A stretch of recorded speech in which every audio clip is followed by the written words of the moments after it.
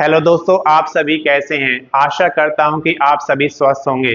दोस्तों, आज इस वीडियो में हम लेकर आए हैं कि रेलवे में आरआरसी एनईआर गोरखपुर ने अप्रेंटिस के लिए बम्पर वैकेंसीज निकाली हैं, जिसके ऑनलाइन एप्लीकेशन कब से शुरू होंगे, अंतिम तिथि क्या रहेगी, कितना एप्लीकेशन फीस देना है, ये सारा कुछ इस वीडियो में डिस्कस करेंगे। अगर अभी तक आपने चैनल को सब्सक्राइब नहीं किया, सब्सक्राइब करें, वीडियो को लाइक करें और ज़्यादा से ज़्यादा शेयर करें, ताकि ये वीडियो उन सभी दोस्तों के पास पहुंचे जो रेलवे आरआरसी एनईआर में अप्रेंटिस की जॉब करना चाहते हैं। तो आइए सबसे पहले बात करते हैं इसकी प्रारंभिक तिथि की। तो इसके ऑनलाइन एप्लीकेशन 16/10/2025 से शुरू हो चुके हैं।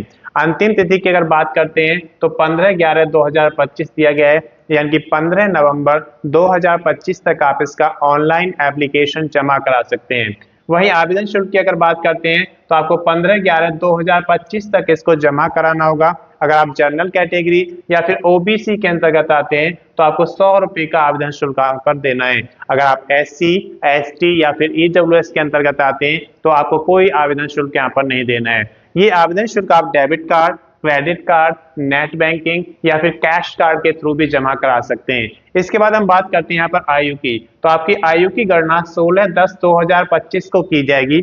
उस समय आपकी आयु कम से कम 15 वर्ष और ज्यादा से ज्यादा 24 वर्ष होनी चाहिए। लेकिन अगर आप रिजर्व कैटेगरी में आते हैं तो आपको यहाँ पर आयु में छूट दी जाएगी, जो कि आरआरसी एनईआर गोरखपुर अप्रेंटिस 2025 का जो भर्ती का नियम है उसके अनुसार आपको दी जाएगी। पदों की संख्या यहाँ पर 1104 दी गई है, जो कि एक ऑल इंडिया भर्ती है, जिसमें आप जनरल की अगर बात करते हैं तो 452 पदों की संख्या यहाँ पर निकाली गई है। वहीं अगर आप ओबीसी के कैंडिडेट हैं तो 296 पदों की संख्या दी गई है। एससी कैंडिडेट्स के लिए 165 पद यहाँ पर निकाले गए हैं। ईडब्ल्यूएस इकोनॉमिकली वीकर सेक्शन के लिए यहाँ पर 110 पदों की संख्या दी गई है। और अगर आप एसटी के कैंडिडेट हैं तो 81 पदों की संख्या यहाँ पर दी गई है। इसके बाद हम बात करते हैं योग्यता की।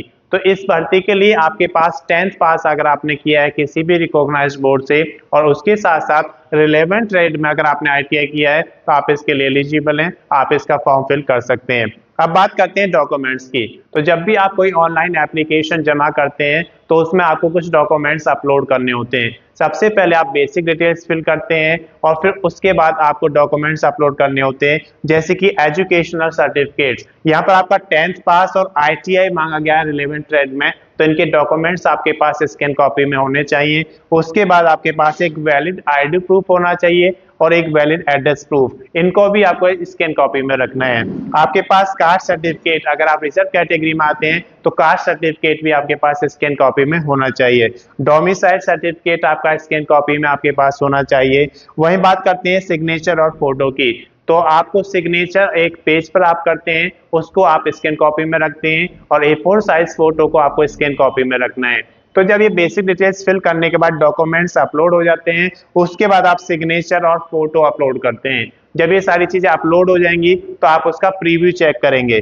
प्रीव्यू चेक करने से आपको एक बेनिफिट होता है कि अगर उसमें आपने कोई गलती की है तो आप उसे सुधार सकते हैं, और अगर प्रीव्यू चेक करने के बाद आपको लगता है कि सारी एंट्रीज सही हैं तो आप उसका फाइनल सबमिशन कर देंगे।